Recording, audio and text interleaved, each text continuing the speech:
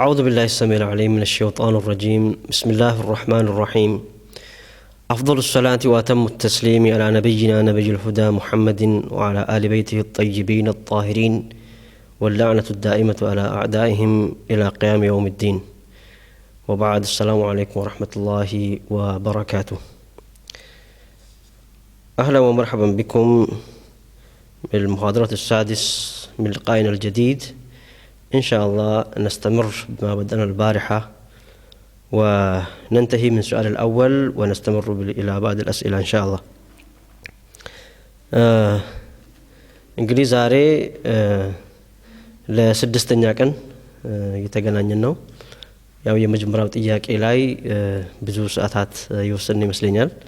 ለምን? ጥያቄው በጣም ሰፊ ስለነበረ ነው። እንግዲህ እስካሁን ያነሳነው ምንድነው በአህለ ሱና መዛህብና በአህለል ቤት ተከታዮች መዛህብ መካከል ያሉ አንዳንድ ልዩነቱ ከምን የተነሳ ነው?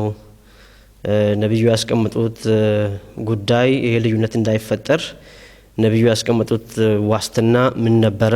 ማን ተቀበለ ማን አልተቀበለም? አለመቀበሉ ምን አመጣ የሚለው ጉዳይ ላይ ጥያቄው ሰፊ ነው። አንዳንድ ነጥቦችን ያየን ነበረ።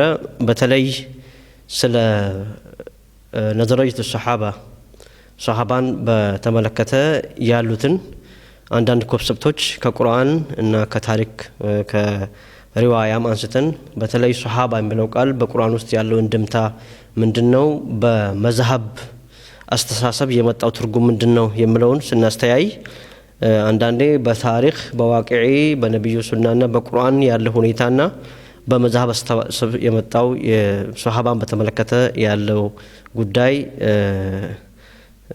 የተቃረነ መሆኑን እናያለን በተወሰነ መልኩ።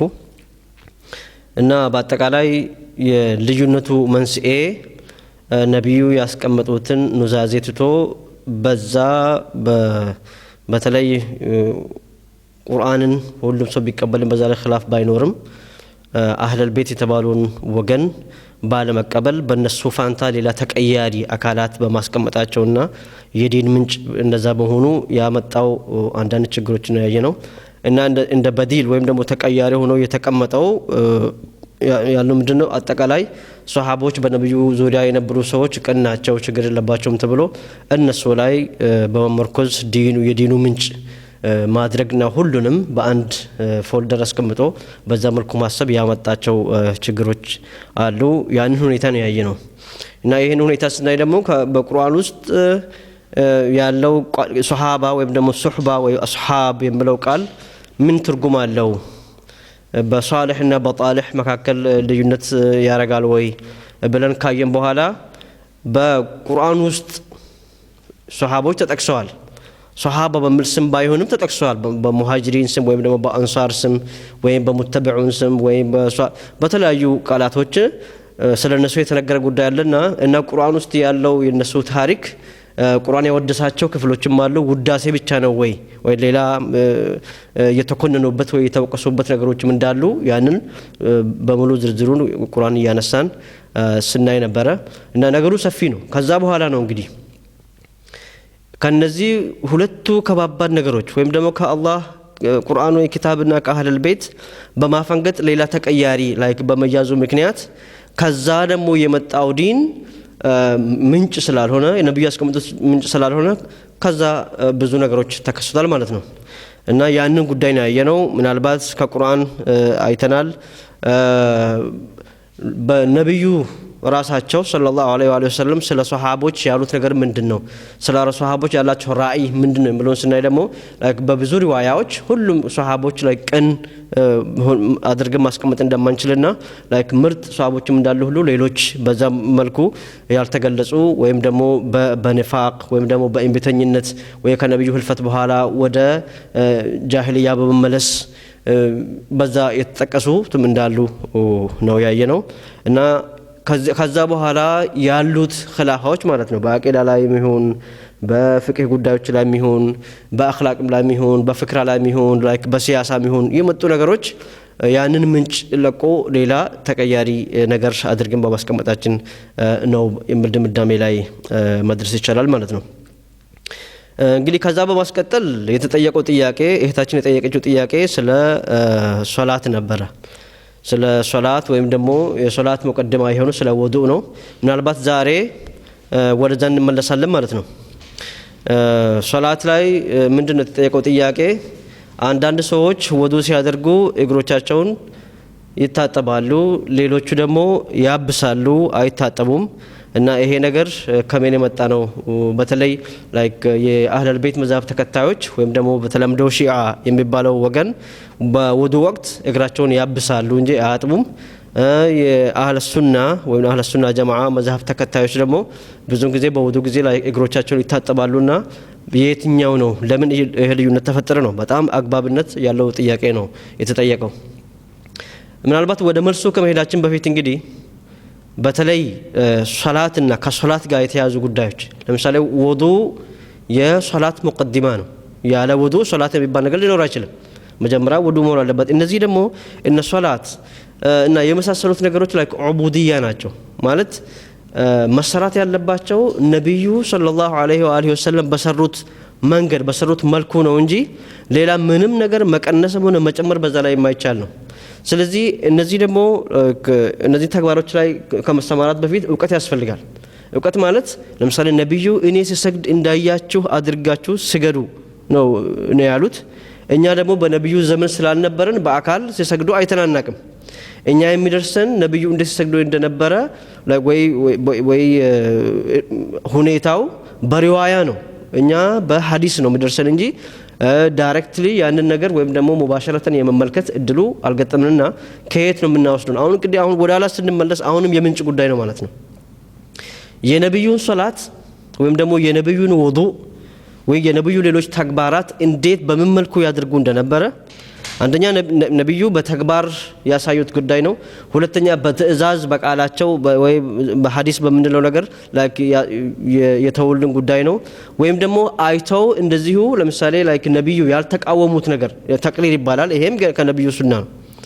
የነብዩ ሱና የሚባለው ነብዩ ያደረጉት ነገር ማንኛውም ነገር ነብዩ ካደረጉት ሱና። ለምን? እያንዳንዱ እንቅስቃሴያቸው በዋህይ ስለሆነ ማለት ነው። በአላህ በተጠበቀ ሁኔታ ስለሆነ ማለት ነው። ወማ የንጢቁ አኒል ሀዋ ኢን ሁወ ኢላ ወህይ ዩሃ ይላል። ወማ የንጢቁ እንዳውም ከላም አይደለም። ኑጥቅ ማለት ማንኛውም ከነብዩ አንደበት የሚወጣ ማንኛውም ድምጽ ማንኛውም ነገር በአጠቃላይ ከአላህ የሆነ ነው። እያንዳንዱ እንቅስቃሴያቸው ይሄ በዋህይ ጊዜ ወይም ደግሞ በኢባዳ ጊዜ እያንዳንዱ እንቅስቃሴ ላይ ማንኛውም እንቅስቃሴ ከነብዩ የሚገኝ ማንኛውም ነገር በዋህይ የመጣ ስለሆነ ያ ደግሞ ተምሳሌት ነው። ወይም ደግሞ እሳቸው ለምሳሌ በተግባር ሳያደርጉ ዳይሬክትሊ ሰው ሙሻሃዳ ወይም ደግሞ ባያይም ነብዩ በተዛዛዊ መልኩ ያስቀመጡት ነገር ወይም ደግሞ በታሪክ መልኩ የተቀመጠ ዲንን ቢመለከት ከነብዩ የመጣ ነገር ያም ሱና ነው። ወይም ደግሞ እሳቸው ባሉበት ሁኔታ ወይም ደግሞ እሳቸው ባሉበት ቦታ የተባለ ነገር ወይም የተፈጸመ ነገር አይተው ነብዩ ያልተቃወሙትና ዝም ያሉት ነገር ያም አፕሩቭድ የሆነ ነው። ያም ሱና ነው የሚሆነው። ከነዚህ ሶስቱ ውጪ እንግዲህ የሚሆነው ሊሆን አይችልም ማለት ነው። ስለዚህ አሁን ውዱእ ማለት በነብዩ ዘመን እንግዲህ በተደጋጋሚ የተተገበረ ነገር ነው። ምናልባት ለ10 ምናምን ዓመት ለ20 ዓመታት በየቀኑ ነብዩ ሲያደርጉት የነበረ ጉዳይ ነው። በተለይም እንደምናውቀው ለምሳሌ አነስ ብን ማሊክ የሚባለው ሱሐባ የነብዩን ኻዳም ነበር። ነብዩን ለ10 ዓመት የኻደመ ነው። ብዙ ጊዜ እንደውም የውዱእ ውሃ በማቅረብ ነበር ሐዲስ ውስጥ ብዙ ጊዜ የምንሰማው ማለት ነው። የውዱእ ውሃ ለነብዩ ለማቅረብና ከነዛ ሰዎች የነብዩን ውዱእ በተመለከተ እንዴት እናያለን ነው አንዱ ይሄ ነው። ሌላው ደግሞ ማንኛውም ነገር እንደዚህ እስልምና ተግባራት ጋር ወይም ከዲን ጋር የተያያዘ ጥያቄ ስነሳ አንድ ሰው ከራሱ አንስቶ መልስ መመለስ አይችልም። እማ ከቁርአን ላይ ተርኪዝ ማድረግ አለበት። ወይ ቁርአን ነው ማስረጃው ወይም ደግሞ የነብዩ ሱና ነው ማለት ነው። አሁን እስከዛሬ ስንነጋገር የነበረው ያን የነብዩን ሱና ከየት ነው ምንጩ ከየት ነው የምንወስደው ስናል ወደ ሰቀለን ይመልሰናል። ሰቀለን ማለት ደግሞ የአላህ ኪታብና አህለል ቤት ነው። ለነገሩ የውዱእ ጉዳይ በጣም ፖፑላር ነገር ስለሆነ በሺዓ ዘንድም ብዙ መጽሐፎች አሉ ውዱእ በተመለከተ፣ በአህለ ሱና ዘንድም አሉ በተመለከተ። ግን አንዳንድ ኪታብ ላይ ያለው እንደ ደሊል ማስቀመጥ የምንችለው ጉዳይና በሰው ተግባር ውስጥ ተንሰራፍቶ የምናገኘው አንዳንድ ተግባራት አንዳንዴ በተቃርኖ መልኩ ሊታይ ይችላል ወይም ደግሞ ላይመሳሰል ይችላል። ለምሳሌ የውዱእ ነገር በቁርአን አለ። እንዳውም ከሶላት ጋር በተያያዙ ሶላት ተግባራት ለምሳሌ ውዱን በተመለከተ በቁርአን ውስጥ ዝርዝር ሁኔታ ነው ያለው። ስለ ሶላት ለምሳሌ ዝርዝር ሁኔታ የለንም። ሶላት ራሱ በተመለከተ ማለት ነው። ለምሳሌ ሶላትን አቋቁሙ ከዚህ ጊዜ እስከዚህ ጊዜ ላይ ሶላትን ስገዱ የሚል ሶስት ወቅቶች የተጠቀሱበትና አምስት ማለት ሶላት በአጠቃላይ የተጠቀሱበት ነው። ሶላት አምስት ይሁን ዙሁር የሚባለው የትኛው ነው? በስንት ሰዓት ነው የሚሰገደው? ስንት ረካ አለው? በመጀመሪያው ረካ ምንድነው የሚባለው? እንዴት ነው የሚጀመረው? እንዴት ነው የሚያልቀው? የሚለውን ከቁርአን አናገኝም ዝርዝሩን። ይሄንን ጠቅለል ባለ ሁኔታ በቁርአን የመጣውን ነገር ነብዩ ናቸው ዝርዝር ትምህርቱን ለዚህ ኡማ ያስቀመጡት ማለት ነው። ስለዚህ አሁን በትክክል ያ ነብዩ ሲያደርጉ የነበረው ደግሞ ሲፈጽሙ የነበረው ውዱ እና ሶላት ከየት ነው የምናገኘው ብለን ስንጠይቅ አሁን እንግዲህ ምንጭ መምረጥ መቻል አለብን ማለት ነው። ለምሳሌ ሌሎችን የውዱ ነገር ያው በቁርአን የተጠቀሰ ነው። ቁርአን ውስጥ አላህ ተባረከ ወተዓላ ውዱን በተመለከተ ምንድነው የሚለው? ቢስሚላሂር ረህማኒር ረሂም وإذا قمتم إلى الصلاة فاغسلوا وجوهكم وأيديكم إلى المرافق وامسحوا برؤوسكم وأرجلكم إلى الكعبين. إيه سورة المائدة ውስጥ የምናገኝ ስለ ውዱን በተመለከተ አላህ ተባረከ ወተዓላ ከሰማይ የወረደ ቁርአን ነው ወይም ደግሞ መመሪያ ነው። ምንድነው? وإذا قمتم إلى الصلاة ሶላት ለመስገድ ባሰባችሁ ጊዜ ወይ ለሶላት ለመቆም ባሰባችሁ ጊዜ فاغسلوا وجوهكم ፊቶቻችሁን እጠቡ وأيديكم إلى المرافق እጆቻቸውንም እስከ ክርን ድረስ እጠቡ ከቦታው እስከ ቦታው ድረስ ማለት ነው። وجوهكم وأيديكم إلى المرافق ከዛ በኋላ ምንድነው ብለው وامسحوا برؤوسكم وأرجلكم إلى الكعبين ራሶቻቸውንና እግሮቻቸውን ደግሞ እስከ ቁርጭምጭሚት አብሱ ነው ቁርአኑ የሚለው። አሁን እዚህ ጋር ሁለት የሰውነት ክፍሎች አሉ፣ ሁለት ግሶች አሉ። ግስ ማለት ለምሳሌ አበበ በሶ በላ የሚባል ነገር አለ አይደል? አበበ እዚህ ጋር የአረፍተ ነገሩ ባለቤት ይባላል ወይ አድራጊው ነው ይባላል። በሶ የሚባለው ነገር ያው ኦብጀክቱ ነው የሚበላው ነገር። በላ የሚለው ጋር ግስ ይባላል ወይም ደግሞ ድርጊቱ ነው። የዚህ ቁርአን አያ ውስጥም ሁለት ግሶች አሉ፣ አራት የሰውነት ክፍሎች ተጠቅሰዋል። ሁለቱ ግሶች አንዱ ፈክስሉ የሚል ነው እጠቡ፣ ሁለተኛው ወምሰሑ አብሱ ነው። ከዚህ ውጭ የለም። ግን ለምሳሌ ፈክስሉ የሚለውን ቃል የተጠቀመው አላህ ተባረከ ወተዓላ ፈክስሉ ውጁሃኩም ወአይዲየኩም ኢለል መራፊቅ አለቀ፣ የማጠብ ጉዳይ ማለት ነው። ከዛ በኋላ ወምሰሑ አብሱ رؤوسكم برؤوسكم وأرجلكم إلى الكعبين ስለዚህ ፊቶቻችሁን እጠቡ ብሎ ከዛ እጆቻችሁንም እስከ ክርን ድረስ ነው ማለት። ከዛ ራሶቻችሁን ከራሶቻችሁም አብሱ እግሮቻችሁንም እስከ ቁርጭምጭሚት ነው ማለት። አሁን የአረበኛው አገባብ ሁለት ግሶች ናቸው ያሉት። ቅድም እንዳልኩት የሰውነት ክፍሉ ግን አራት ነው። የቁርአኑ አመጣጥ የመጣው ለምሳሌ ፊቶቻችሁን እጠቡ፣ ከዛ እጆቻችሁን እጠቡ፣ ራሶቻችሁን አብሱ፣ እግሮቻችሁን አብሱ አይደለም፣ አንድ ላይ ነው። ለምሳሌ አንድ ሰው ለናንተ ይሄንን እችን ሸሚዝ እጠቧት ሱሪውንም ከተባለ ምንድነው የምታደርጉት? ሸሚዝና ሱሪውን አንዱ ይታጠባል አንዱ ይተኮሳል አይደለም። ለምሳሌ ይሄን ሱሪ ይጥብ ካልሲውንም ወይም ሱሪውና ካልሲውን እጥብ ማለት ይቻላል። በርግጥ አገላለጹ የመጣው ይሄንን ሸሚዝ ይታጠብ ሱሪውም ወይም ካልሲውም ከተባለ ሁለቱም የሚታጠብ ነገር ነው። ከዛ በኋላ ደግሞ ይሄ ቀሚስ ይተኮስ ቱታውም ከተባለ ሁለቱም የሚተኮሱ ናቸው። በዛ መልኩ ነው የመጣው። አሁን ምንድነው ግን የተባለው? አሁን በታሪክ ውስጥ ይሄ የወዱ አደራረግ ተቀየረ፣ ኢቭን በሷሃቦቹ ዘመን ማለት ነው። ስለዚህ አሁን በቁርአኑ ተመዝኖ ተግባሩን ከመጣል ይልቅ ተግባሩ ስለተገኘ እግር ማጠቡ ስለተገኘ ይሄንን የቁርአን አያ የማስታመም ስራ ማለት ነው። ስለዚህ ይሄ ነገር የታጠቡት እነዚህ ሰዎች ለሆነ ጉዳይ ነው። ይሄ ቁርአን እግር የምታጠብበት ትርጉም ቢኖረው ነው ተባለና ከዛ ብዙ አሁን ነህውና ሰርፍ የሚባል ነገር አለ በቋንቋ ጥናት ውስጥ። በዛ የቃል ጨዋታ ጀምሩ። ስለዚህ እዚህ ጋር ለምሳሌ እዚህ ጋር አርጁ ሩኡስኩም ነው የምለው እዛ ጋር ግን አርጁለኩም ለምን ሆነ ሩኡስኩም ከተባለ አርጁለኩም ለምን አልሆነም እዚህ ጋር ሐርፍ ጀር የሚባል ተገራለች በሩኡስኩም ቢ ከመጣች ከዛ የነበረው ከስራ የሚባል ነገር አለ ያውን የቋንቋ ነገር ነውና በዛ ብዙ መፈታተሽ ላይ ጀመሩ ግን በሰራሃ ለምሳሌ ቁርአኑ ላይ የመጣው ፊቶቻችሁን እጠቡ እጆቻችሁንም እስከ ክርን ድረስ ከራሶቻችሁ አብሱ እግሮቻችሁንም እስከ ቁርጭምጭሚት ድረስ ብሎ ነው የመጣው እንጂ በፍጹም አሁን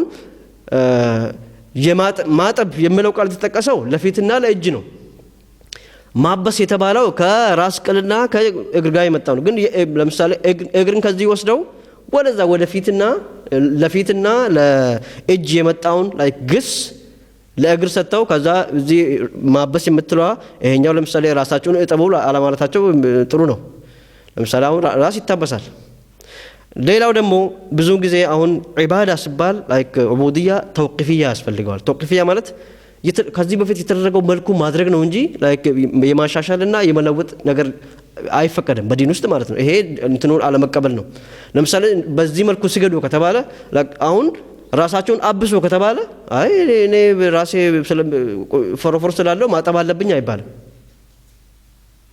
በወዱ ጊዜ ላይክ አብሶ ከተባለ ማበስ ነው ግን ራሳችንን በማበስ ምንድነው የምናጸዳው ለጽዳት ነው ራሳችንን የምናብሰው ሰው እንደዚህ በመጥረጉ እንትን አይደለም ስለዚህ እግርም አብሶ ከተባለ አይ እኔ እኮ እግሬ ያለ ጫማ ስለመሄድ እግሬ በጣም ስለሚቆሽሽ አብሼ ብቻማ ልስግድበት አልችልም ግጥም አድርጌ ማጠብ አለብኝ የሚል ሰው ይሄ ከዲኑ ውጪ ነው በመጀመሪያ ደረጃ ውዱ ማለት የቆሻሻ ማጽጃ ላይ እንትን አይደለም አንዱ የወዱ ሸርጥ ማለት ነው የወዱ ሸርጥ አንድ ሰው ማለት ነው ወዱ ከማድረጉ በፊት ወዱ የሚታበሱ የሰውነት ክፍሎችና የሚታጠቡ የሰውነት ክፍሎች ቀደም ብለው ንጹህ መሆን አለባቸው ቆሻሻ ካለበት ለምሳሌ ሰውየው እግሩ ቆሻሻ ከሆነ አብሶ ብቻ መስጊድ መግባት አይችልም እግሩ ለሞ የሚታበሰው እላዩ ነው እንጂ ታቹ አይደለም ያው በዲኑ የመጣው ምንድነው ማለት እንዳው አንድ ሐዲስ አለ እኮ ላይክ ዲን በራእይ ቢሆን ኖሮ ይላል ዲ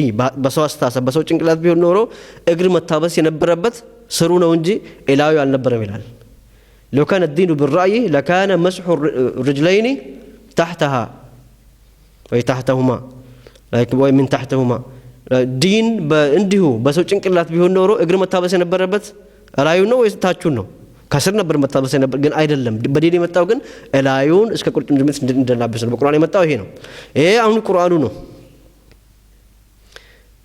እንግዲህ አሁን ምናልባት ሰዎች አሁን የተጣሉት በትርጉሙ ላይ ነው አይ እኛ እኮ ታዲያ ይሄን አያ ሳይረዱ ቀርተው ነው አንዳንድ ሰሃቦች በታሪክ ውስጥ እግራቸውን ላይክ ስታጠቡ የተገኘው በነገራችን ላይ ላይክ በወዱ ዘመን ላይክ ነብዩ እግራቸውን ይታጠቡ ነበር የሚል ማስረጃ ሊመጣ አይችልም የውሸት ሐዲስ ካልሆነ በቀር ማለት ነው ከዛ በኋላ ይሄ ማለት ግን ምንድነው በዓለም ታሪክ ውስጥ ብዙ ሰዎች እግራቸውን ሲታጠቡ ታይቷል የዲን ምንጭ መሆን የማይችሉ ለምሳሌ አንዱ በወዱ ጉዳይ ላይ ገባ የሚባለው ሐጃጅ ኢብኑ ዩሱፍ የሚባል ሰው ነበር ሐጃጅ ኢብኑ ዩሱፍ ማለት አሁን ሐጃጅ ኢብኑ ዩሱፍ እንዳው ከሱ እንኳን ወዱ እንደዚህ አይነት ዑቡድያ ጋር የተያያዘ ነገር ይቅርና ሌላም ነገር መቀበል የሚቻል ሱሐባ ነው ወይ የዲን ምንጭ መሆን ይችላል ነው ወይ የሚለው ነገር ታሪክ የሚያውቅ ሰው ያውቃል ማን ሐጃጅ ኢብኑ ዩሱፍ ማለት ነው እሱ ነው እንግዲህ ለምሳሌ ለሰው ልጅ ከእግሩ የበለጠ ለቆሻሻ የቀረበ ስለሌለ በጣም ጣቶቹ መካከል ያፍተለተለ በደንብ ግጥም አድርጎ ማጠብ አለበት ምናምን ብሎ ላይክ ያንን ላይክ መመሪያ ያመጣው የነብዩ መመሪያ አይደለም ወይም ደግሞ በነብዩ ዘመን አልነበረም እሺ አሁን በቁርአኑ ትርጉም ተጣሉ እንበል ለምሳሌ በቁርአኑ እንግዲህ እቺ አርጁለኩም ሩኡስኩም እና የሚባለው ነገር ምናልባት ይሄኛው ግስ ለዛኛው ይሆናል ምናምን ተብሎ እነዚህ የማምታታት ጉዳዮች ለምን ይሄንን ተግባር ላለመጣል በቁርአኑ ለማስታመም በሚደረገው ሙከራ ብዙ ለፍተዋል ግን ነገሩ በሐዲስ ካለሳ ለምሳሌ ይሄንን የቁርአን አያ የሚፈስር ሐዲስ ካለስ ምን ይደረጋል ነው አሁን ለምሳሌ ይሄም ጉዳይ በሐዲስም ተገልጿል ላይክ ሁለት የሰውነት ክፍሎች መታጠብ እንዳለባቸውና ላይክ ሁለት የሰውነት ክፍሎች መታበስ እንዳለባቸው እና በውዱ ውስጥ እግር ማጠብ አለመኖሩን ላይክ በሐዲስ መጥቷል ለምሳሌ የአርሱና ዑለማዎች ካልሲ ሲሆን ይፈቅዳሉ። በካልሲ ወይም ኹፍላ ሲሆን እግር ይታበሳል። ባዶ እግር ሲሆን ነው የተከለከለውና ማለት አካሄዱ ገሪብ ነው። ለምሳሌ የሰው ልጅ በሙሳፍርነት ሲሄድ ወይም ደግሞ በጣም በብርድ ጊዜ ውሃ አስቸጋሪ ሲሆን በካልሲ ላይ ወይ በኹፍ ላይ ይታበሳል። ይሄ ማለት ዑዝር ስላለ ነው። ጭራሽ ግን በካልሲ ላይ ማበሱ በኹፍ ላይ ማበሱ ተፈቅዶ ማለት ነው በቂያስ እግር ግን አይታበስም፣ እግር ይታጠባል ተባለ። ጽዳት ከሆነ አንድ ሰው ካልሲው በማበሱ ያው ለእግር እኮ አልደረሰበትም። ካልሲውን በማበሱ ወይም ደግሞ የተጫመተው ለኹፍ በማበሱ ጽዳት አይደለም። ስለዚህ በዛ መልኩ ትእዛዝ ነው፣ በዛ መልኩ ነው የመጣው። ይሄ ማለት ደግሞ ግን ላይክ የራሱን የቻለ ታሪክ ራሱን የቻለ ምስጢር የለውም ማለት አይደለም። ጭንቅላታችን የማበስ ራሱን የቻለ ስር አለው፣ ምስጢር አለው። አሁን ይሄ እንግዲህ በዕርፋን ውስጥ ወይ በሌላ ነገር ውስጥ ላይ ገብተን ስለ ሶላቶች ለምሳሌ ስሩ ሶላት ላይ አስራሩ ሶላት አለ ብዙ ነገር። ለምሳሌ ሶላት ማለት እኛ በዛሬ ጊዜ እንደምናየው አይደለም። ሶላቱ ሚዕራጁል ሙእሚኒን ነው ብለው ሐዲሱ ሚዕራጁል ሙእሚናት የሰው ልጅ እችን ምድር ለቆ ወደ አላህ ቅርብ የሚሆንበት ሚዕራጅ ወደ ሰማይ ሰማያት የሚወጣበት ነገር ነበር። በእያንዳንዱ ነገር ምስጢር አለው። ተክቢረት እጃችን ከፍ አድርገን አላሁ አክበር ማለታችን ራሱን የቻለ ምስጢር አለው። ሱጁድ ራሱን የቻለ ምስጢር አለው። ሩኩዕ ራሱን የቻለ ምስጢር አለው። ይሄን ጸጉራችንን ማበስ ጭንቅላታችንን ማበስ ራሱን ምስጢር አለው። እግራችንን ማበስ ራሱን የቻለ ምስጢር አለው። የተያያዘ ጉዳይ አለ። አሁን ያ ዝርዝር ውስጥ አንገባም። አሁን ስለ አህካሞቹ ላይ ስለምናወራ ማለት ነው። ስለዚህ ይሄ ውዱ በምናደርግበት ጊዜ እግር ማበስን በተመለከተ ቁርአኑም ግልጽ ነው፣ በዚህ መልኩ ነው የመጣው። ሐዲሶችም አሉ። ለምሳሌ ከሐዲሶቹ ለመጥቀስ እንግዲህ ሐዲሶቹ ለምሳሌ ሲጠቅስ ከየት መጣ እንዳይባል ከነ ሙጀለዱ ከነ ቁጥሩ ጠቅሼ ነው። ይሄን የምጠቅስላችሁ ደግሞ ከሺዓ ኪታብ አይደለም። እኔ ብዙ ጊዜ በሙሐደራ ውስጥ እንደ ማስረጃ የምጠቀመው የአህለ ሱና ኪታብ ነው። ላኪን የሺዓ ኪታብ የተጠቀምኩባቸው ሙሐደራዎች በጣም ሬር ናቸው፣ በጣም ትንሽ ናቸው። በአብዛኛው ለምን አሁን ይሄ እግር ማበስ ጉዳይ ሺዓ ዘንድ ምንም ጥርጥር የለውም። ሁሉም ሰው እንዳው እግር መታጠብ ራሱ አለ ወይ ብሎ አንዳንዶቹ ስለመኖር ራሱ የማያውቁ አሉ። ለምን የተለመደው ላኪ የመጣው ያን ስለሆነ ማለት ነው። ግን አሁን ፍርቃ ያለበት ነው። ሁለቱን ያየ ነው ብዙ ጊዜ ላይ ግር የምለው በአህለ ሱና ዓለም የኖረ እና በሺዓ ዓለም የኖረ ልዩነቱ ሲፈጠርባቸው ጥያቄ ይፈጥራል። ልክ ነው። ስለዚህ አሁን አንዳንድ ሐዲሶቹን ለመጥቀስ ላይ ከብዙዎቹ ጥቂቶቹን ለመጥቀስ ለሳምፕል ያህል ለምሳሌ فقد أخرج الحافظ عبد الرزاق الصنعاني አሁን በእስልምና መጽሐፎች ውስጥ ሲሐህ የሚባሉ አሉ፣ ሶሒህ የሆኑ ክታቦች የሚባሉ አሉ። ለምሳሌ ሶሒህ ቡኻሪ፣ ሶሒህ ሙስሊም እንላለን። ከዛ ለምሳሌ ሱና የሚባሉ አሉ። ሱና ለምሳሌ አልበይሀቂ አልነሰኢ የተባለ ማለት ነው። ከዛም ሙሰነፋት የሚባሉ አሉ። ከዛ ውስጥ ለምሳሌ አልሐፊዝ አብዱራህማን አልሰነዓኒ ይሄ ከአህለ ሱና ዑለማዎች የታወቀ ነው። የሐዲስ ሊቅ የታወቀ ነው እና المصنف بمل مصحف ውስጥ ላይ ማለት ነው عبد الرحمن الصنعاني يعني عبد الرزاق الصنعاني في المصنف በተባለው ክታባቸው ውስጥ ምን አሉ አልኢብኑ ጁረይጅ አሁን ከነሰንሰለቱ ነው የምነግራችሁ ማለት በሐዲሱ ውስጥ ይሄንን ሐዲስ ከከለ ከማን የተገኘው የሚለው ማለት ነው። አንዱ ከኢብኑ ጁረይጅ ነው። ኢብኑ ጁረይጅ ለምሳሌ እንግዲህ አሁን እነዚህ ሰዎች በሰነድ ውስጥ ያሉ በሐዲስ ሰንሰለት ውስጥ ያሉ ሰዎች ራሱን የቻለ ሳይንስ አለው የሚጠኑበት ማለት ነው። ወይም ዒልም الرجال ይባላል ወይ ዒልም الجرح والتعديل የሚባል ነገር አለ። አሁን በዛ ውስጥ ላይክ ኢብኑ ጁረይጅ ይታወቃል ስለ ሐዲስ ስለ ኪታብ የሚያውቁ ሰዎች ጋር ማለት ነው። ቃለ ምንድነው ኢብኑ ጁረይጅ የሚለው አኽበረኒ ዐምር ብኑ ዲናር። ዐምር ብኑ ዲናርም በሐዲስ ላይክ ሳይንስ ውስጥ የታወቀ ሰው ነው። ለምሳሌ እነዚህ በሳይንስ በሐዲሶች ሪዋያ ውስጥ ታማኝ ናቸው፣ ተቀባይነት አላቸው ከሚባሉት ሰዎች ማለት ነው። ምንድነው ኢብኑ ጁረይጅ አኽበረኒ ዐምር ብኑ ዲናር፣ ዐምር ብኑ ዲናር በነገረኝ መሰረት ይላል ኢብኑ ጁረይጅ አነሁ ይሄ ላይክ ዐምር ብኑ ዲናር ሰሚዐ إكرمة ومعكرمة የሚባል ሰው ላይክ ሰምቷል። እሱ ደግሞ እንደዚህ ስል يقول قال ابن عباس እንዲህ ስሉ ሰምቻለሁ ይላል። አሁን ይሄን ሐዲስ የዘገቡት ወይም ደግሞ ያወጣው ማን ነው? الحافظ عبد الرزاق الصنعاني في المصنف عن ابن جريج قال أخبرني عمرو بن دينار أنه سمع عكرمة يقول قال ابن عباس እንደዚህ ብለዋል። ابن عباس ማለት ለምሳሌ በአህለ ሱናው ወይም በሺዓም ዘንድ በጣም የታወቀ ትልቅ ሱሐባ ነው ስለዚህ ابن عباس ምን ይላል الوضوء غسلتان ومسحتان الوضوء وضوء ማለት በአጠቃላይ ውዱእ ማለት غسلتان ሁለት ትጥበቶች አሁን አረበኛ ቋንቋ የተገለጸበት በጣም ባጭር ቋንቋ ግን ዝርዝር ጉዳይ የሚናገር ነው ومسحتان ሁለት ማበሶች الوضوء غسلتان አሁን ይሄ አረበኛ ቋንቋ ነው ለምሳሌ رجلان ማለት ሁለት ሰዎች ማለት ነው الوضوء غسلتان ሁለት ትጥበቶች ወይ ደግሞ ሁለት ማጠቦችን ነው ومسحتان ማለት የሚታጠቡ ምንድነው ሁለት የሰውነት ክፍሎች ይታጠባሉ ያ ፊትና እጆች ومسحتان ሁለቱ የሚታበሱት ደግሞ ምንድናቸው የራስ ቅልና እግሮች እስከ ቁርጭምጭሚት ከቁርአን ጋር የተቀመጡ ነገር ሐዲስ ከዛ ቁርአን ጋር ፊት የሚያደርግ ነው ይሄ ነገር ከየት መጣ የሚባል ሙሰነፍ የሚባል መጽሐፍ ውስጥ ለሰናዓኒ አብዱረዛቅ ሰናዓኒ የተባሉት ላይክ ምሁር ላይክ ያወጡት ወይም ደግሞ የዘገቡት በመጀመሪያው ሙጀለድ ብዙ ጊዜ ላይክ መጽሐፎች ለምሳሌ ከ1 እስከ 20 ሙጀለድ ሊሆን ይችላል ክፍል 1 ክፍል 2 ክፍል 3 እየተባለ እስከ 20 እስከ 25 እስከ 30 እስከ 120 ላይክ ያሉ መጽሐፎች አሉና ይሄኛው المصنف الصنعاني የመጀመሪያው ሙጀለድ የመጀመሪያው ክፍል ማለት ነው ገጽ 19 የሐዲስ ቁጥር 55 ላይ ይሄን እናገኛለን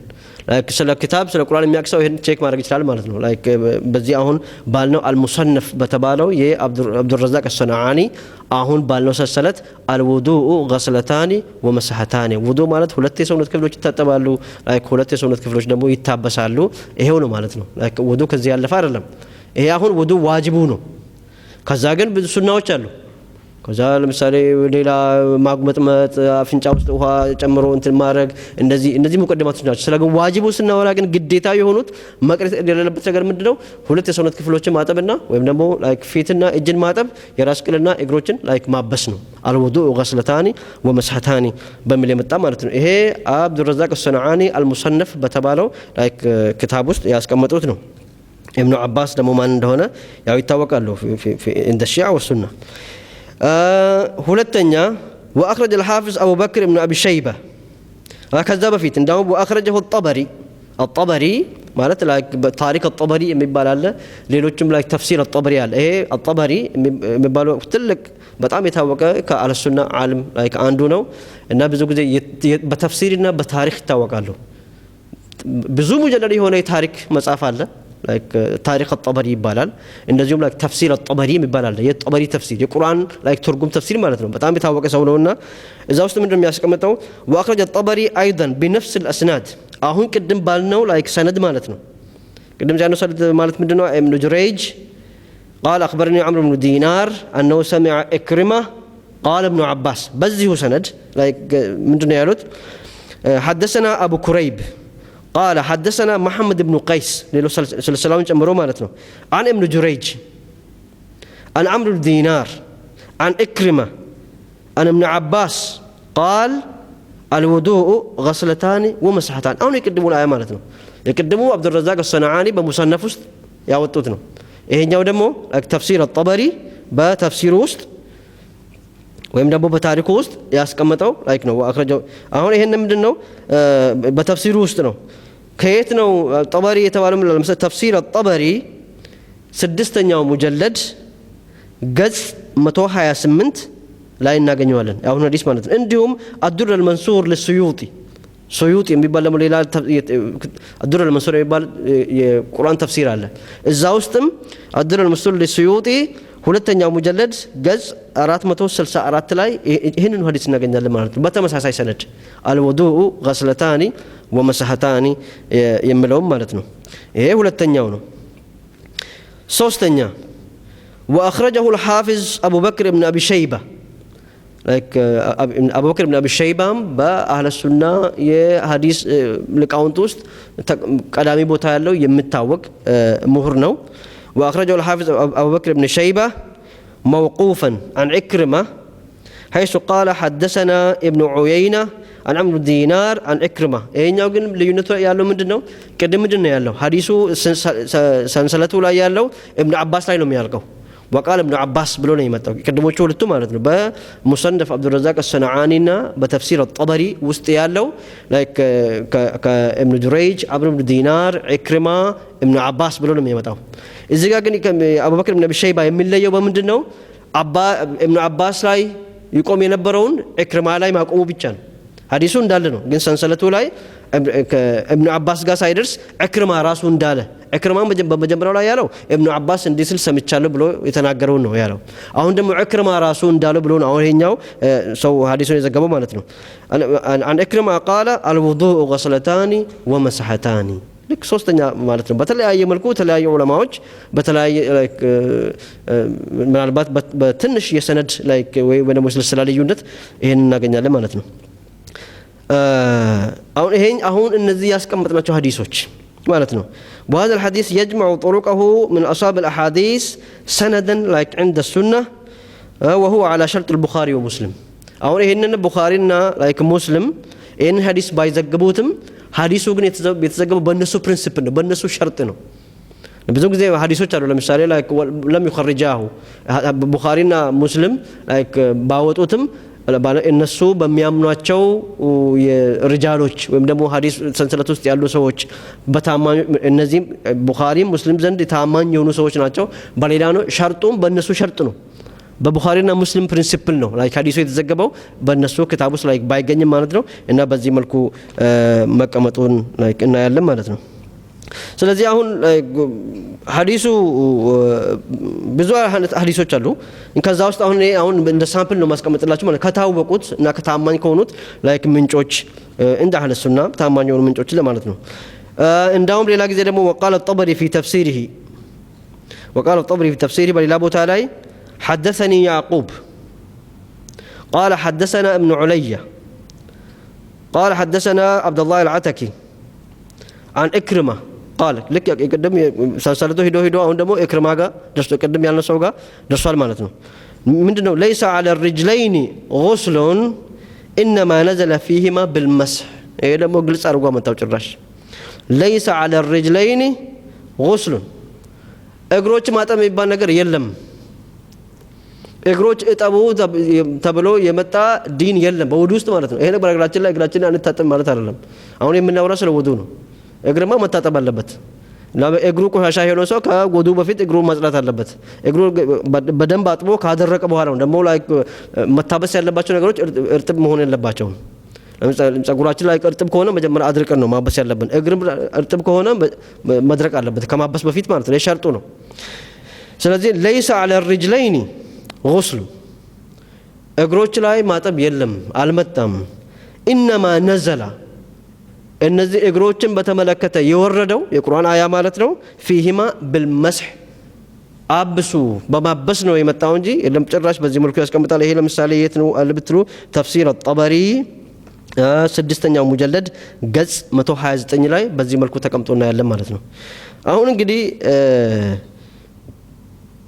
እንደዚህ ከሆነ አሁን ለምሳሌ በኪታብ እንደዚህ ከሆነ በቁርአንም እንደዚህ ከወረደ እንዴት ታዲያ በሚሊዮን የሚቆጠር ሰው በተለያየ ሀገሮች እግር ማጠብ ለምን ሆነ ተብሎ አሁን ብዙ ጊዜ በአሁኑ ጊዜ ያለው ችግር ምንድነው ዲንን ላይክ በቲፎዞ ወይም ደግሞ አብዛኛው ሰው ስለሚያደርገው ላይክ በዛ ላይ ተመርኩዝ ማድረግ ወይም ደግሞ በዛ ላይ መመርኮዝ ወይም በዛ ላይ ለምሳሌ ላይክ ሸክ መፍጠር በግልጽ በሐዲሱ እያለ በቁርአን እያለ ግን ሌሎች ሰዎች ከዛ በኋላ ለምሳሌ ይሄንን ምንድነው የሚያደርገው ብዙ ጊዜ ሰዎች የሚያስፈራቸው ምንድነው ይሄን ነገርማ ለምሳሌ ዛሬ ማጠብ ነው የለም ማበስ ነው ከተባለ ከዚህ በፊት ግን በታሪክ ውስጥ ትላልቅ የሚባሉ ሰዎች عندهم ማለት ነው በእነሱ አስተሳሰብ ትላልቅ የሚባሉ ወይ ሰው አባል ሊሆን ይችላል ወይ ከታቢዕ ሊሆን ይችላል በዚህ ነው የመጣው ተብሎ በመጽሐፋቸው ላይ ስላሰፈሩ እንዴት እንደዛ እንላለን እንደዛ ሰዎችማ ወይም በሆነ መልኩ ብረዱት ነው እንጂ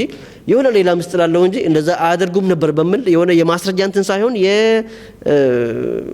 የሰዎችን ክብር ላለመንካት ወይም ደግሞ ለዛ ቀደም ላሉ ሰዎች የሚሰጠው ክብር የተነሳ ዲኑ እዚህ ጋር ሲጨቆን ላይ እናያለን ማለት ነው ይሄ ብቻ አይደለም ነገሩ ይሄ ወዱ አሁን ፍሩዕ ነው ከንትን ነው ሐታ መስደር ምንጭ መሆን ያለበት ነብዩ ለዚህ ኡማ ተተው ያለፉት ነገሮች ምንድነው የሚባለው ላይ ሁለቱ ነገሮች በዛ መሰረታዊ የሆነ ነገር ራሱ ተቀይሮ በሌላ ተተክቷል እንኳን ይሄ ይቅርና ማለት ነው እና በዓለም ታሪክ ውስጥ ብዙ ለውጦች አሉ በነገራችን ላይ ይሄ ብቻ አይደለም ላይክ ብዙ ለውጦች አሉ በአዛን ላይ ለውጥ መጥቷል በውዱ ላይ ለውጥ መጥቷል በሶላት ላይ ለውጥ መጥቷል ለምሳሌ ታያላችሁ አንዳንድ ሰዎች እንደዚህ ለቀው ነው የሚሰዱት ሌሎቹ ደግሞ እንደዚህ ካላረገ ይላሉ አንዳንድ ይሄ ነገር ደግሞ ላይክ ልዩነት ሲያመጣ ታያላችሁ አንዳንድ ሰው ለምሳሌ ለቆ የሚሰግድ ሰው ምንድነው የሰው የለቆ የሚሰግድ ባል እንደዚህ ያዘ እንደዚህ አይነት እንትን ነገሮች ላይ ራሱ እንደ ሌላ እነሱ ሶላት እንደዚህ አሁን እንደዚህ ማድረግና ላይክ እንደዚህ መልቀቅ ላይክ እንደ ትልቅ ነገር ሆኖ ማለት ባርገት ትልቅ ነው ለምን ነብዩ ሰለላሁ ዐለይሂ ወሰለም ለምሳሌ በየትኛው መልኩ ነው የሰገዱት በሁለቱም ሰግደው ከሆነ ኦኬ ሁለቱም ሊሆን ይችላል በአንዱ ብቻ ሰግደው ከሆነ ግን ያንንም መቀበል ያለበት ከየት ታሪክ አለው አመጣጡ ሁላ ማለት ነው ለምሳሌ ነብዩ ሰለላሁ ዐለይሂ ወሰለም እንደዚህ ብሎ ሰግደው ያውቁ አንድም ሶላት ሰግደው ያውቁም እንደዚህ በየኪታቡ ላይ ግን ላይክ እናያለን አንዳንዱ ኪታቦች ለምሳሌ አሁን ሶሂህ አልቡኻሪ ውስጥ ያለው ምንድነው ላይክ አንዱ ሱሐባ ሲናገር እጆቻችንን አንዱን ባንዱ ላይ እንድናረግ እንጠየቅ ነበር ማነው ጠያቂው ማነው ተጠያቂው ወይም ደግሞ ነብዩ እንደዚህ አሉ ምናምን ብሎ ራሱ አልመጣም ያለው ሐዲስ ለምሳሌ እንደ ትልቅ ማስረጃ ሆነ ማለት ነው እጆቻችን በእጆቻችን ላይ እንድናረግ እንጠየቅ ነበር ማን ነው የጠየቃቸው ከነብዩ ስለመሆኑ አሁን ይሄ ደሊል ሊሆን አይችልም كنا نؤمر أن نضع يميننا على يسارنا كما قال እንደዚህ እንታዘዝ ነበር ራኪክ የሆነ ወይም እንደ ማስረጃ ሊቆጠር የማይችል ነገር ነው ያለው ከዛ በኋላ ለምሳሌ ዑመር ኢብኑ አልኸጣብ ምንድነው ያሉት ለምሳሌ በነብዩ ጊዜ ሶስት ነገሮች ነበሩ እኔ ግን ዛሬ ከለከላለሁ ላይ ከዝሙ ሁሉ ከዛ ከለከላለሁ ምንድነው ሲባል ሙተአቱል ሐጅ ወሙተአቱን ኒሳ እና ሀያ አላ ኸይር العمل هيا على خير العمل የሚባል እንተ ውስጥ ነበር በፊት በነብዩ ዘመን ነበር በእነ አቡበክር ዘመን ነበር ላይክ በዑመር ጊዜ የቀረ ለምሳሌ አለ እንግዲህ ላይክ በነብዩ ጊዜ ያልቀረ ነገር በአቡበክር ጊዜ ያልቀረ ነገር የሆነ ታይም ላይ ለምንድን ነው የሚቀረው ብሎ ሰው አይጠይቅም هيا على خير العمل የሚል ነበር አሁን ዛሬ የለም በነብዩ ዘመን ደግሞ ለምሳሌ ምንድነው الصلاه خير من النوم የሚል ነገር አልነበረም አንዱ ይሄኛው ወጥቶ ይቀራል ሌላ ነገር ወጥቶ ይጨመራል ደግሞ የሚለው ነገር ላይ አዛን የሚባለው ነገር ራሱ በወህይ የመጣ ነው ጅብሪል ይዞት የመጣው ነገር ነው እየተባለ እዚህ ጋር ሲቀነስ እዚህ ጋር ብዙ ነገሮች አሉ ላይክ በአጠቃላይ ማለት ነው ግን አሁን በተለምዶ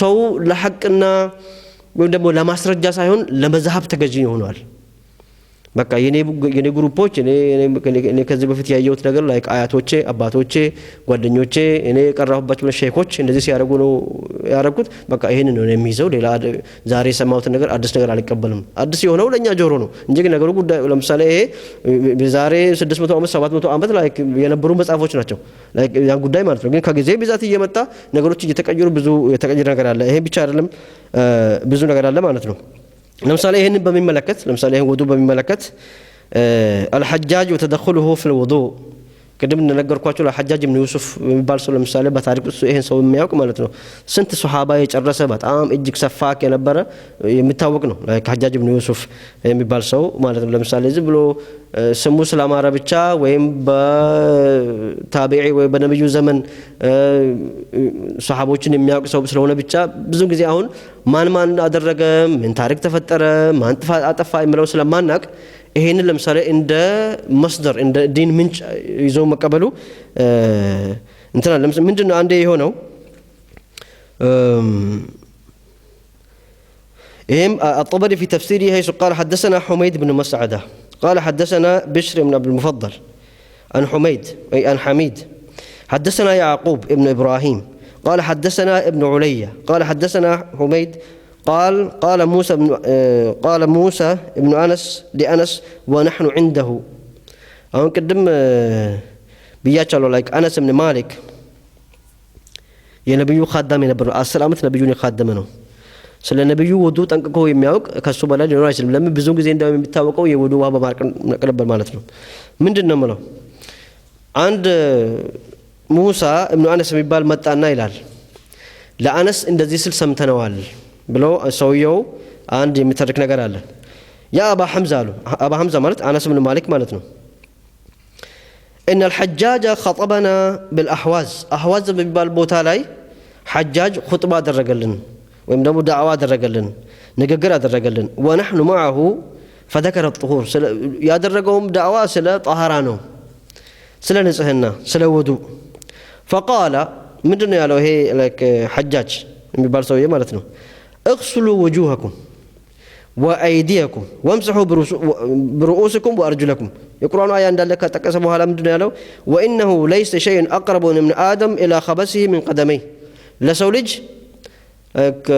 لقشاشة كجروب لا يقربنا قريلهم كدي لمريت قشاشة قربنا يقرنه مالتنا سلزي أهون እግራችሁ ለቆሻሻ እጅግ የቀረበ ነገር ስለሆነ ላይክ መታጠብ አለበት فاغسلوا بطونها وبطونهما وظهورهما وعراقبهما ከላይም ከታችም ጣት መሃልም የፈለፈላችሁ በደንብ አርጋችሁ መታጠብ አለበት አሁን ይሄ ምንድነው አሁን ሰውየው እልህ ያለበት ይመስላል ላይክ በቁርአን የመጣውን ሸሪዓና ነብዩ ያመጡትን ሸሪዓ ላይክ ያንን ጥቶ የራሱን የማምጣት ጉዳይ ማለት ነው አሁን እንትን ይመስላል እግራችሁ በጣም ነብዩ ይሄን አተው ነው አላህ ይሄን አተው ነው አሁን በአጠቃላይ ደግሞ ውዱ የንጽህና ሆኖ አልመጣም طهارة راسون يشال باب الله وضوء እና طهارة ለምሳሌ غسل የሚባል ነገር አለ ትጥበቶች አሉ طهارة እንትኖች አሉ ይሄ ከውዱ ጋር የሚገናኝ አይደለም ላይክ እና በዛ መልኩ አሁን የተገለጸ ይመስላልና ግን አሁን ይሄ ምንድነው አሁን ይሄንን ሰውየው ሌላ ቦታ የሰማውን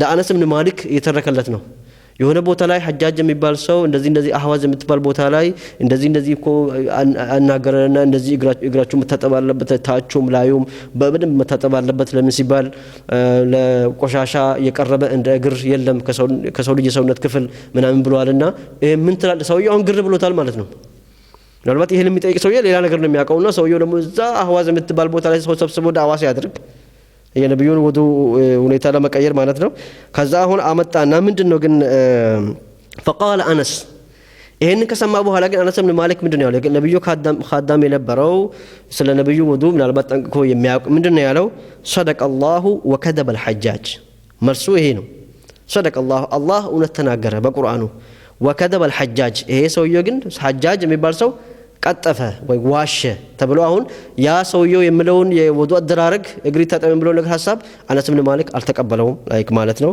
እንደውም صدق الله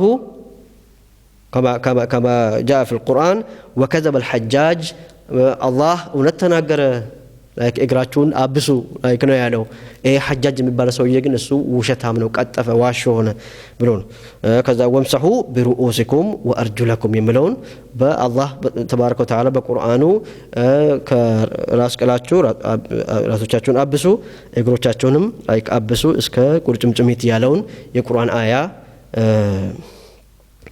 አመጣው قال وكان انس اذا مسح قدميه بلهما ስለዚህ አሁን አነስ ኢብኑ ማሊክ ራሱ ላይክ ወዱ ሲያረግ እግሮቹን ያብስ ነበር ማለት ነው እንዳው ላይክ እግሮቹን ሲያብስ ያዳርስ ነበር የሚል ነገር ነው የመጣው ይሄ ለምሳሌ ከየት ነው መጣው እንዳይባል ተፍሲር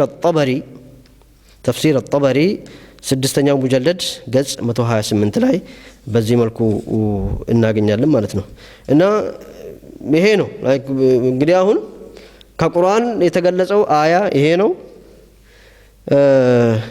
ከሐዲስም ለምን የቁርአኑ አያ በዚህ ትርጉሙ በዚህ እንዲሆን ይሆናል ምናምን ተብሎ ለጭቅጭቅ ቢፈጠርበት ምንም ግልጽ ቢሆንም የቋንቋ ጫወታ ነው ለምን ላለመጣል ከዚህ በፊት እንደዛ የነበሩ ሰዎች ላይ ክብር ለመጠበቅ የቁርአኑ ክብርና የነብዩ ሱና ሳይሆን ሌላ ነገር የሚያሳስባቸው ላይ ሰዎች እንትን ማለት ነው ይሄ አሁን ዑለማዎች ዘንድ ያለ ጉዳይ ነው ሌላው ተራ ህዝብ ግን አያውቀውም የደረሰውን ይዘው ይሄዳል እድሜው ልኩን እግሩ ስታጠብ ነው ያየው በየመድረሳውም በየትምህርት ቤቱም ላይ ሲማር የነበረው ላይ እግራቸውን የጠቡ ነው በዛ ያደገ ሰው ግን ምናልባት ግን ላይ ማስረጃው ከመጣለት በኋላ ሐቂቃውን ካወቀ በኋላ ላይ እንግዲህ ሰው የራሱ ውሳኔ ነው መሆን ያለበት ይሄ ማለት ለምሳሌ ከዚህ በፊት ለሺህ ዓመታት የተነገረው ይሄ ነው ዛሬ አንድ ሰው ደግሞ አይ ይታበሳል ብሏቸው ላይ ማመን ያልፈለገ ሰው ሄዶ ወደ መጻፎቹ ላይ ካው የተጠቀሱት መጻፎች ላይ ሄዶ ማየት እና ላይ ሐቂቃውን ላይ መቀበል መቻል ነው ማለት ነው ስለዚህ አሁን ብዙ ጊዜ አንዳንድ ነገሮች ሲደረጉ ላይክ አዲስ ነገር ላይክ ቢያጋጥመንም ለኛ ነው ያ ነገር አዲስ የሆነው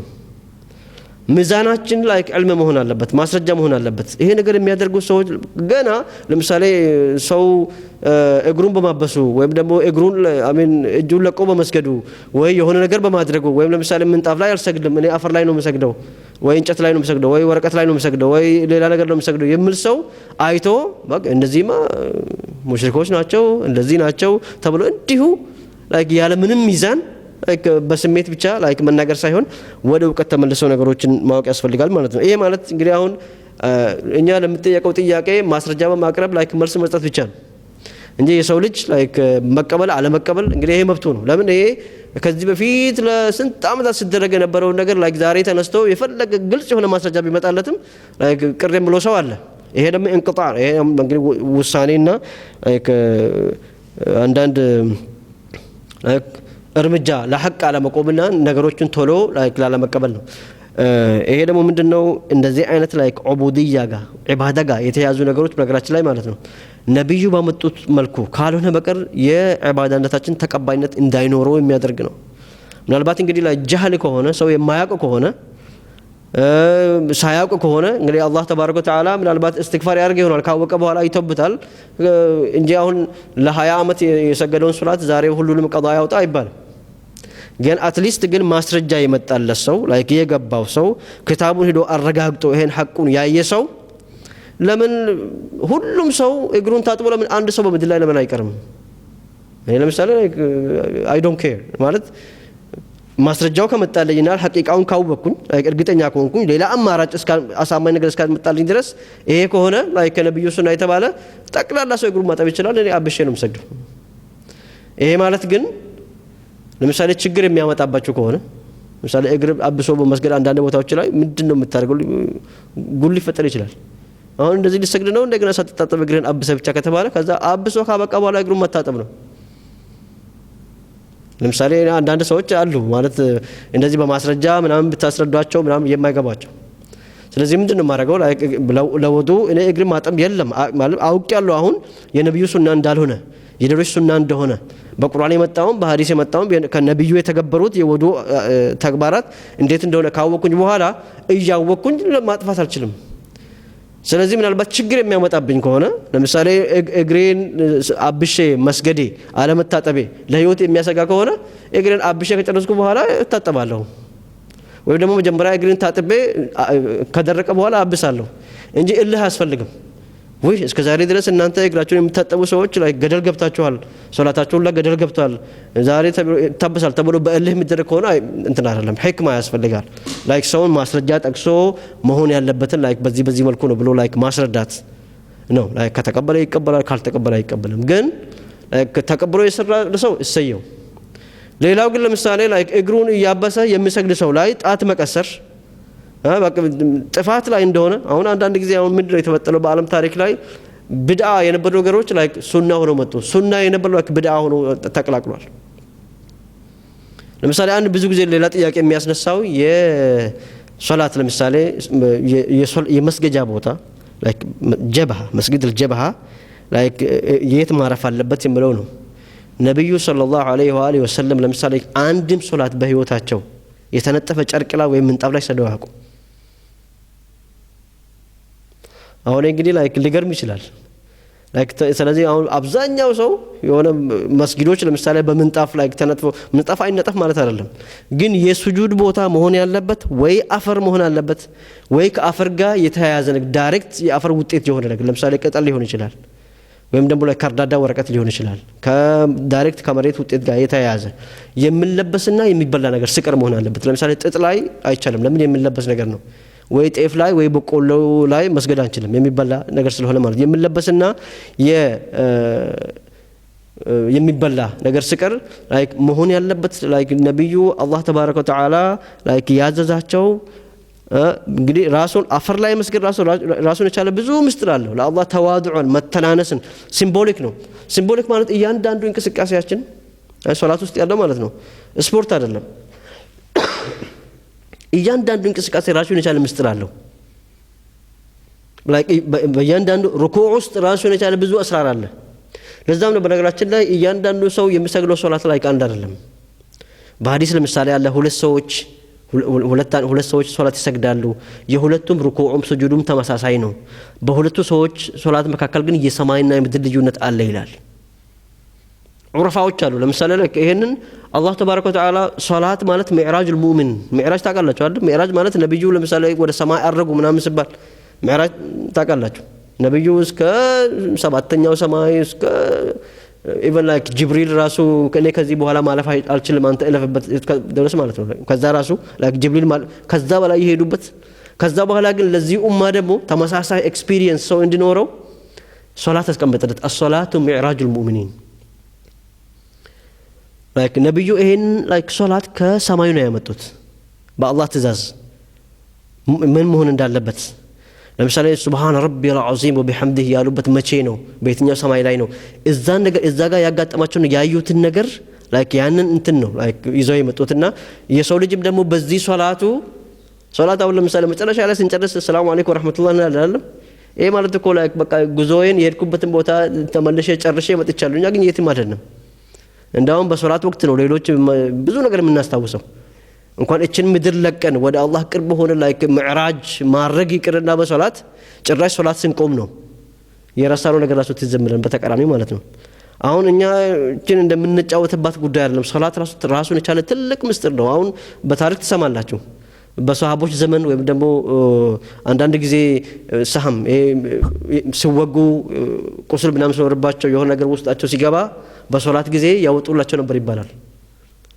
አሁን ተረት አይደለም ለምሳሌ እነ አሊ ኢብኑ አቢ ጣሊብ ሌሎች ሷሃቦች ላይክ የተወረወረባቸው ነገር ሰውነታቸው ውስጥ ላይክ ሲገባ ጥይት በሉት ላይክ በዛሬው ዘመን ማለት ነው ያን ራሱ የሚወጣላቸው በሶላት ውስጥ ነበር አይሰሙም ያን ሄደዋል እቺን ምድር የለቀቁበት ነው الصلاه معراج المؤمن የሰው ልጅ ለምሳሌ ስጁድ ውስጥ ሆኖ ላይክ አላህ ቅርብ የሚሆነው ከስጁድ የበለጠ ቦታ የለም ሰውየው ስጁድ ውስጥ ገባ ማለት የለም በቃ እንደዛ መሆን ነበረበት የሶላት ምስጢሩ ይሄ ነው ግን እንደዚህ አይነት ነገሮች ላይክ ስለዚህ እያንዳንዱ እንቅስቃሴ ላይክ እያንዳንዱ ላይክ እንቅስቃሴያችን ላይክ እንደዚህ ማለታችን ለምሳሌ አላሁ አክበር ስንል በዚህኛው በኩል እቺን ምድር በቃ ከዚህ በኋላ ትቻታለሁ አሁን ልሄድ ነው ልሳፈር ነው እያለ ነው ሰውየው በዚህኛው ደግሞ በቃ አሁን ቀጥታ አላህ ፊት ቆሜ ላወራ ነው ከአላህ ጋር ልነጋገር ነው ተብሎ የሚናገራቸው ጉዳዮችም ምን መናገር እንዳለበት አላህ በቁርአን ነው ያመጣው ሌላ ነገር መጨማመር አንችልም ዚክሮቹ የመጡትም ከነብዩ ናቸው የምንለው ጉዳይ ማለት ነው በአረብኛ ቋንቋ ላይ መሆን አለበት ለምሳሌ ላይ ፋቲሃ የምንቀራው ተርጉም ማለት አንችልም ያ ሁሉ ነገር እያንዳንዱ ላይ ትርጉሙን እያሰምነስ እንዴት ሰውየው በሁለተኛው ረካ ሶስተኛው ረካ ምናምን እያለ ላይ ምናልባት በአንደኛው ረካ አንደኛው ሰማይ በሁለተኛው ረካ እያለ የሚመጥቅበት ነበረ ሶላት ሲመጣ ማለት ነው የተሰጠው ምስጥሩ ግን ያንን ጋር የሚደርሱት በጣም ጥቂቶች ናቸው ለዚህ ነው ሶላት ውስጥ ቆሞ ይያሉ ነው ብዙ ጊዜ ላይክ ሰውነታቸው ወይ ፍሪኩዌንሲያቸው ተቀይረው ይችላል ሌላ ሰው ስለሆኑ እዛ ስለሌሉ አካላቸው ብቻ ነው ያለው ላይክ ሌላ ሰው የሚቀየርበት ነው ከዛ በኋላ ልክ ከዛ ሲመለስ ነው በሰላም መመለሱን ላይ ሰላምታ ሰጥቶ ላይክ ተመልሻለሁ ጨርሻለሁ ጉዞዬን እኛ ግን ተሳፍረን ቲኬቱንም ቆርጠን አናውቅም አሁን ስለዚህ አሁን ቀላል አይደለም ለዚህ ላይክ ሶላት እንደዚህ አድርጉ በዚህ ሆኖ ወዱ እንደዚህ ነው የሚደረገው እያንዳንዱ ነገር ራሷ ምስጢር ስላላት ከዛ ውጪ ነብዩ ካመጡት ላይክ መንገድ ውጪ ሌላ ነገር ጨምሮ ወይ ሌላ ሰው በታሪክ አጋጣሚ ስለቀየረለት የነብዩን ሱና ትቶ ላይክ ሌላ አካል ተከትሎ አሁን አንደኛ እቺ ፊዚካል ሶላቱ ራሱ አሁን አካሄዱ ራሱ እቺ እኛ እንደ ስፖርት የምንጠቀማት ራሱ እንቅስቃሴው ራሱ በተባለው መልኩ ካልሆነ እሱም ነቅሳለሁ ተው ምስጥሩ ይቅር ላይክ ሌላው المعراج المؤمن የተባለው ምስጥሩ ይቅርና እቺ እንቅስቃሴው ራሱ በምን መልኩ መድረግ እንዳለበት ራሱ ፊዚካል ወይም ደግሞ አካላዊ እንትኑ ራሱ ላይክ ማሟላት አልቻለም ለምን ብዙ ለውጦች ስለተካሄዱበት ማለት ነው ስለዚህ ብዙ ጊዜ በነገራችን ላይ ሐቅ ባለቤትነት ሐቅ እስከ የውም القيامه ድረስ ላይክ ሐቅ መፈለግ ያስፈልጋል እኔ ብዙ ነገር አውቄያለሁ ጨርሻለሁ በቃ እኔ ደርሼበታለሁ የሚባል ነገር የለም ማንንም አላሉም ለነብዩ ራሱ ወቁር ረብ ዝድኒ ዒልማ ከእውቀት ጨምርልኝ በል ብለው አላህ በቁርአን አዘዙት ለነብዩ ራሱ እንኳን ሌላ ይቅርና ማለት ነው ሁሉ ነገር ካሳወቃቸው በኋላ ስለዚህ አሁን እኔ ሁሉ ነገር አውቄያለሁ ጨርሻለሁ የኔ ልክ ነው የነሱ ትክክል አይደለም ተብሎ የሚደመደብበት ላይ ደረጃ ላይ የደረሰ ሰው የለም ሁሌ አሁን ቁርአን ውስጥ ለምሳሌ ምንድነው ማለት ሁሌ ሶላትን ሰግድ እህዲና الصراط المستقيم ለምን ነው በቀን 5 ጊዜ ስንሰግድ ምናልባት ላይ 17 ረካዓ ላይ 17 ረካዓ ነው እንግዲህ አምስት ሶላት 17 ጊዜ ምን እንላለን? እህዲነ ሲራጠል ሙስተቂም ምን ማለት ነው? ትክክለኛውን መንገድ ምራን፣ ቀጥ ያለውን መንገድ ምራን። ሁሌ ዱዓ እናደርጋለን። አልተመራንም ማለት ነው። ሁሌ እንደዚህ እንድንል አላህ ተባረከ ወተዓላ ለምን ሁሌ የሚቀር መርተባ አለ። አሁን እኛ ያለንበት መርተባ ወይም ደረጃ በጣም ታች ነው። ሶላታችንም ገና ቦታውን አላገኘም፣ ሌላም ኢባዳ ቦታውን አላገኘም፣ እውቀታችን ብላ ብዙ ነገር አለና ምናልባት ግን እነዚህ ነገሮች ኢቨን ትሩፋቱን ለማግኘት የተባለውን ደረጃ ለመድረስ ራሱ ላይክ የሚያስችለው ሙቀድማው መጀመሪያ ኢቨን ላይክ አካላዊ ሁኔታዎችን ወይም ደግሞ ላይክ ሙቀድማዎችን በትክክል መስራት ነው። ያ ደግሞ በትክክል መስራት የምንችለው ነብዩ በሰሩት መልኩ በተባለው መንገድ ላይክ ስንመጣ ነው። ይሄን ደግሞ የሚገኘው ቀደም ሲል እንግዲህ እስከዛሬ ስናገር የነበረው ምንድነው የምንጫችን ማወቅ አለብን ማለት ነው። ላይክ ነብዩ ይሄን ኡማ አስተምረው ለትልቅ ደረጃ አድርሰው በግማሽ ምዕተ ዓመት ውስጥ ብቻ ማለት ነው ላይክ ዓለምን አዳርሰው ይሄንን የአረቢያ ምድር የነበረው በጣም መጥፎ የነበረው ላይክ ማህበረሰብ ቀይረው ዲን አስይዘው ለዚህ ካበቁ በኋላ እንደዚሁ ዝም ብሎ ትተዋል ለሚሄዱት። ከዛ በኋላ እስከ የውመል ቂያማ ድረስ ላይክ አንድነታቸውን ጠብቆ የሚያቆይ ኑዛዜ አስቀምጠው ሄዱ፣ ዲኑ ከየት መወሰድ እንዳለበት። ያንን ከዛ ማፈንገጥ ነው ይሄን ለችግር ያመጣው ማለት ነው። ግን እነዛ ያኔ ነብዩ ያስቀመጧቸው ላይክ ኑዛዜዎችን ላይክ በትክክል ተቀብሎ ላይክ ዛሬ የሰራ ምናልባት ሱናውን ጠብቆ የነብዩን ሶላት፣ የነብዩን ጾም፣ የነብዩን ሐጅ የሚያደርጉት ላይክ ከዛ ምንጭ እውቀት የተቀበሉ ናቸው እንጂ ነብዩ ከከለከሉት ምንጭ አንዳንዴ ላይ ቁርአን እኛ ሐዲስ የተቀበል ነው። ለምሳሌ ነብዩ ምንድነው ያለው? አወሉ ማን ይበድሉ ሱነቲ ረጅሉ ምን በኒ ኡመያ ይላል። ነብዩ ይሄ ሱናቸው እንደሚቀየር ብዙ ለውጥ እንደሚመጣ ቀድሞ ተናግረው ህዝቡንም አስጠንቅቀዋል። ለምሳሌ አወሉ ማን ይበድሉ ሱነቲ ረጅሉ ምን በኒ ኡመያ፣ የኔን ሱና ለመጀመሪያ ጊዜ የሚቀይር ሰው ከበኒ ኡመያ የሆነ አንድ ሰው አለ ይላሉ። ስለ ታሪክ የሚያውቁ ሰው ያቀርበ ነው ኡመያ ማን ናቸው? በኒ አባስ ማን ናቸው? ማን ናቸው? ማን ነው የቀየረው? እንዴት ነው የቀየረው? ከዛ ዑለማዎች ማን እንደሆኑ ብላ ዘርዝረው አስቀምጠዋል። አወሉ የኔን ሱና የሚቀይር ማለት በኒ ኡመያ እነዚህ ለውጦች የመጡት ዛሬ አይደለም፣ 1000 ዓመት አለፋቸው ለውጦቹ ከመጡ። ግን ያን ደግሞ የነብዩንም መንገድ ይዘው ለውጡ ትተው በሌላ ላይክ መንገድ የተወሰዱም አሉ። ቀጥታ ከነብዩ ካስቀመጣቸው ምንጭም የወሰዱ ሰዎች አሉ። ግን ቀላል አልነበረም ከነዛ ከትክክለኛው ምንጭ ደግሞ መውሰድ። ለምን በጊዜው የነበሩ ላይ ገዢ አካላት በተለይ አህለል ቤት የሚባለው ነገር ማለት ነው ህዝቡ እንዲጠላቸው ላይ ምንም ቦታ እንዳይኖራቸው በሙሉ በመርዝ ነው ያለቁት። ለምሳሌ ወይ በመታረድ ወይ በመርዝ ነው ያለቁት። ይሄ ሁሉ ሐቅ ምንድነው ብለን ስናነሳ ጠቅላላ ምንድነው የነብዩ ትክክለኛው ዲን ትክክለኛው ሱና ለኡማው ላይ ጥርት ባለመልኩ እንዳይደርስ ብዙ የታሪክ ደባ ስለተሰራ ነውና። ግን አላህ ተባረከ ወተዓላ ሐቅ ብዙ ጊዜ ደግሞ ይቀጥላል እንጂ ያው አይጠፋም። ሁሌ እውቀትን መፈለግና መጠየቅና ትክክለኛው መረጃ ማንሳት ይፈልጋል። አሁን ለምሳሌ ሶላት ምንጣፍ ላይ ነው የሚሰገደው ወይስ ሌላ ጉዳይ ላይ ነው የሚሰገደው? ብዙ ሐዲሶች ማቅረብ ይቻላል።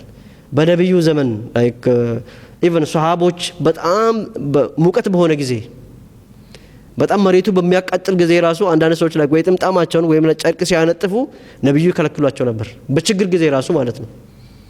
እንግዲህ በችግር ጊዜ በሙቀት ጊዜ ለምሳሌ ራሱ የተከለከለ ነገር በሌላ በኖርማል ጊዜ ደግሞ ምን መሆን እንዳለበት ማሰብ ይቻላልና እያንዳንዱ ነገር ስናይ ይሄ አዲስ ነገር ነው በአያቶቼ በአባቶቼ የለም ሳይሆን ይሄ ነገር ታሪካዊ ማስረጃ አለው ወይ? ከቁርአን ማስረጃ መጥቀስ ይቻላል ወይ? የነብዩ ሱና ነው ወይስ አይደለም? እኔ ያስኩት ነው የነብዩ ሱና ወይስ ሌላ ነው ተብሎ ሁሌ እውቀትን መፈለግና ሁሌ ላይክ ከዚህ በፊት ለምን 50 ዓመት 40 ዓመት ለምን አንይዘውም? ሐቂቃው ዛሬ ከመጣ ያንን ሐቂቃ መቀበል ነው። የሰው ልጅ ኔቸር ነው። ይሄ የሰው ልጅ ተፈጥሮ ይሄ ነው። ላይክ የሆነ ሐቅ ሲመጣለት ማስረጃ ከመጣለት ካመነበት መቀበል ነው። ካላመነበት ደግሞ መፈለግ ቁጭ ማለት የለበትም። ይሄ ነገር አልቀበልም የሚል ሰው ሌላ አማራጭ አለው ማለት ነው። ስለዚህ አማራጭ መፈለግ አለበት። እኔ እግሬን እታጠባለሁ ካለ እግር ስለመታጠቡ ማለት ነው ማስረጃ ሊኖረው ይገባል። አብሳለሁ አላጥብም ካለ ደግሞ ስለመታበሱ ላይክ ማስረጃ ሊኖረው ይገባል እንጂ እንዲሁ በደመ ነፍስ የሚሰራ አይደለም። ቢያንስ ደግሞ ለምሳሌ እኛ ባናውቅ እነዛ የሚያደርጉትን ሰዎች ለምን እንደሚያደርጉ ማስረጃና ላይክ ወይ እነሱ መጠየቅ ታሪኩ መጠየቅ ነው እንጂ አንድ ጉዳይ በመፈጸማቸው ብቻ ማለት በእነዛ ሰዎች ላይ ጣት ቀስሮ እነዚህ ናቸው እነዚህ ተብሎ ሌላ ታፔላ መለጠፍ እሱ ነው አሁን ትልቁ በዓለም ላይ ችግር ማለት ነው። አንዳንድ ጊዜ ሐቅ የያዙ ሰዎች ላይክ ባጥል ላይ ውስጥ እንደሆኑ በእነሱ ላይ ጦርነት አለ። ባጥል የያዙ ሰዎች ደግሞ የነሱ ሐቅ ሆኖ ደግሞ እንደ ማስረጃ የሚሆንበት ላይ ዓለም ላይ ነው ያለውና ያንን ለይቶ ማወቅና ሁሌም ለማወቅ በመጠየቅ ይሁን በማንበብ ይሁን ጁህድ ያስፈልጋል ማለት ነው። በተለይ የምናረጋቸው እንቅስቃሴዎች ሶላትን ሌሎች ላቅ ኢባዳዎችን በተመለከተ በእውቀት ላይ የተመሰረተ መሆን አለበት። ለምን እነዛ ነገሮች መሰራት ያለባቸው ነብዩ ባመጡት መልኩ ነው እንጂ እኛ እንደፈለግነው ወይም ደግሞ ሌላ ሰው በሚያመጣልን መልኩ ስላልሆነ ማለት። ስለዚህ ምንጭን መምረጥ ወደ ነብዩ ኑዛዜ ላይ መመለስና ትክክለኛ መንገዶችን መፈለግ ያስፈልጋል ማለት ነው። ኢንሻአላህ ሌሎች ጥያቄዎችን ካሉ ነገ እንመለስበታለን። ዛሬም ጥያቄ ካላችሁ ጠይቁና مرسلنا زكاة بتالي مالتنا وأصلي وأسلم على أشرف الأنبياء والمرسلين سيدنا محمد وعلى آل بيته الطيبين الطاهرين.